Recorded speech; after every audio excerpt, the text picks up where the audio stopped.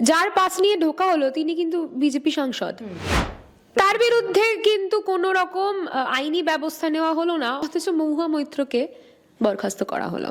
সত্যের জন্য আওয়াজ তুললে বিজেপি সেই আওয়াজ কিভাবে দাবিয়ে দিতে হয়, দমিয়ে রাখতে হয়, সেটা খুব ভালো করে জানে। যে বিজেপি আমাদের রাজ্যে এসে এই যারা চাকরি প্রার্থীরা রয়েছে, যারা সত্যি ধর্নায় বসেছেন বা অবস্থান বিক্ষোভে বসেছেন, তাদেরকে বিভিন্ন রকমভাবে উস্কানিমূলক বার্তা দেওয়ার চেষ্টা করেছেন, সেই বিজেপি আজকে ওই হয় না যে তুমি নিজের ওষুধেই একদিন নিজে পতন হবে।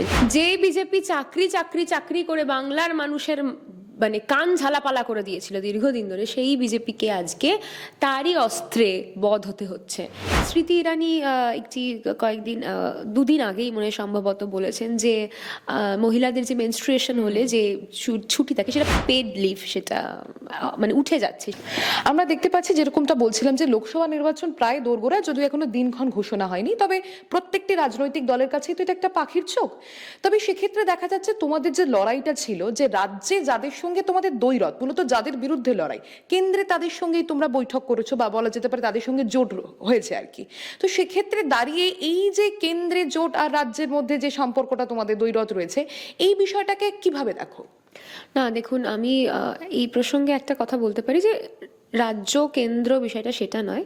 মমতা বন্দ্যোপাধ্যায় 28শে আগস্টের মঞ্চ থেকে দাঁড়িয়ে কিন্তু বলেছিলেন সবার উদ্দেশ্যে যে রাজ্যের রাজনীতি রাজ্যের মতো করে চলবে, কেন্দ্রের রাজনীতি কেন্দ্রের মতো করে চলবে, এবং আমরা সবাই মমতা বন্দ্যোপাধ্যায়ের এই কথায় বিশ্বাসী বা মনে করি যে এটাই সঠিক পথ। কারণ কেন্দ্রে যে পরিমাণ, কেন্দ্র রাজনীতির ক্ষেত্রে আমি বলবো যে বিজেপি সরকার যে নিম্ন রুচির রাজনীতির নিদর্শন দিচ্ছে, সেটা কিন্তু আগামীর ভারতবর্ষ হতে পারে না।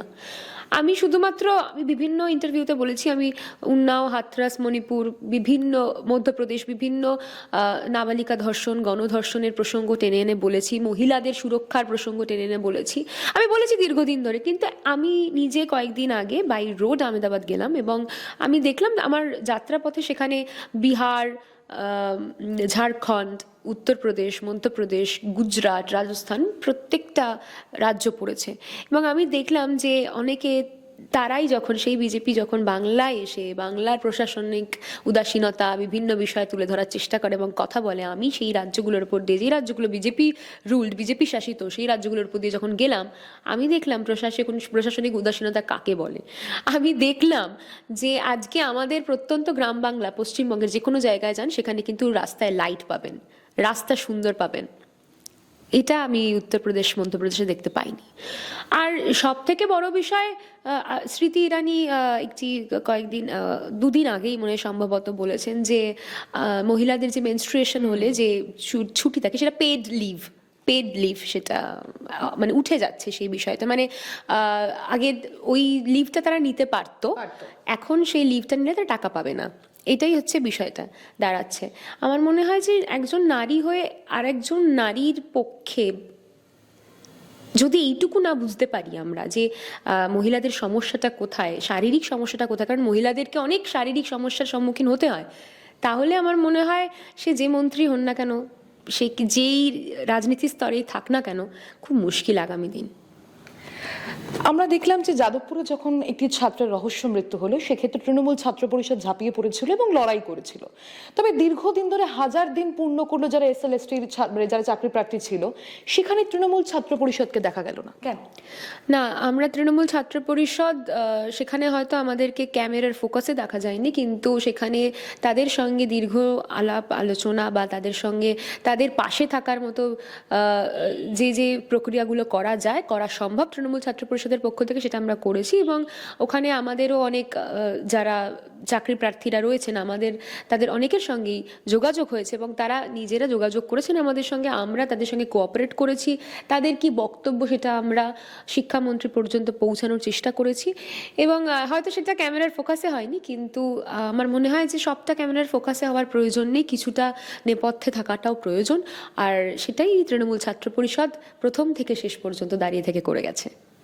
শেষ প্রশ্ন করবো, আমরা দেখলাম সংসদে কিছুদিন আগেই যে আক্রমণ হলো দেখা গেল, এবং বর্তমানে দেখা যাচ্ছে একাধিক সেক্ষেত্রে দাঁড়িয়ে যারা অভিযুক্ত তাদেরকে এই মুহূর্তে গ্রেফতার করেছে পুলিশ, এবং সেখানে একটা বাংলা যোগ খুঁজে পাওয়া যাচ্ছে, এবং সেটা নিয়েও প্রচন্ড মাত্রায় রাজনীতিকরণ হচ্ছে, এবং যারা গ্রেফতার করেছে তাদের বয়স কম বেশি তোমার বয়সী বা তার থেকে কিছু বেশি হবে। কিভাবে দেখছো পুরো বিষয়টা, বাংলা যোগ তার সঙ্গে সংসদে আক্রমণ, এবং দেখা যাচ্ছে যার পাস নিয়ে সংসদে ঢুকলেন যে সমস্ত আক্রমণকারীরা, সেই এখনো পর্যন্ত তাকে তার বিরুদ্ধে কোনো রকম সেই অর্থে কোনো রকম পদক্ষেপ নেওয়া হয়নি? না, এটাই তো স্বাভাবিক বিজেপির রাজনীতির ধরন। যার পাস নিয়ে ঢোকা হলো তিনি কিন্তু বিজেপি সাংসদ, তার বিরুদ্ধে কিন্তু কোনো রকম আইনি ব্যবস্থা নেওয়া হলো না, অথচ মহুয়া মৈত্রকে বরখাস্ত করা হলো। মানে এইটাই হচ্ছে সত্যের জন্য আওয়াজ তুললে বিজেপি সেই আওয়াজ কিভাবে দাবিয়ে দিতে হয়, দমিয়ে রাখতে হয়, সেটা খুব ভালো করে জানে। আমার মনে হয় যে বাংলা যোগ খুঁজে পাওয়ার যে চেষ্টাটা চলছে না, দেখুন যোগ খুঁজে পাওয়ার, এটা যোগ হঠাৎ করে কেউ খুঁজে পায় না, এটা চেষ্টা চলে, এবং চেষ্টাটাকে একদম মানে প্রুভড আমি এটা করে ছাড়বো, এই যে মানসিকতা, সেই মানসিকতা নিয়ে সেই চেষ্টাটা চালানো হয়েছে বিজেপির তরফ থেকে, তাই হয়েছে হয়তো। বাংলা যোগ থাকুক বাংলা যোগ না থাকুক এই বিষয়টা সেরকম নয় আমার মনে হয়। এবং আমি শুনছিলাম যে, আমি দেখলামও কয়েকটি নিউজ চ্যানেলে দেখানো হয়েছিল যে যারা সংসদ ভবনে সেই আক্রমণ করেছিল তারা চাকরি প্রার্থী সম্ভবত। একদম। তো যে বিজেপি আমাদের রাজ্যে এসে এই যারা চাকরি প্রার্থীরা রয়েছে, যারা সত্যি ধর্নায় বসেছেন বা অবস্থান বিক্ষোভে বসেছেন, তাদেরকে বিভিন্ন রকমভাবে উস্কানিমূলক বার্তা দেওয়ার চেষ্টা করেছেন, সেই বিজেপি আজকে ওই হয় না যে তুমি নিজের ওষুধেই একদিন নিজে পতন হবে, নিজে মৃত্যু ধারণ করবে, মৃত্যুবরণ করবে। তো এই বিষয়টা একটু সেরকমই হয়ে গেছে বিজেপির ক্ষেত্রে। যে বিজেপি চাকরি চাকরি চাকরি করে বাংলার মানুষের মানে কান ঝালাপালা করে দিয়েছিল দীর্ঘদিন ধরে, সেই বিজেপিকে আজকে তারই অস্ত্রে বধ হতে হচ্ছে। এবং যেই সংসদের কথা এখানে উঠে আসছে, যে সংসদ ভবনের কথা উঠে আসছে, যেই সংসদ ভবনের ঘটনা উঠে আসছে, সেই ঘটনা কিন্তু সেই চাকরি প্রার্থীদেরই। সুতরাং আমার মনে হয় যে ঘটনাটি ঘটেছে, সেই ঘটনাটাকে কোনো রকমভাবে ডিফেন্ড করা উচিত নয়, সে যে কেউ করে থাকুক না কেন, এটা উচিত নয়। কিন্তু এই ঘটনার মধ্যে যদি রাজনৈতিক গন্ধ খোঁজা হয়, রাজনৈতিকীকরণ চলে, তাহলে সেটা ভুল।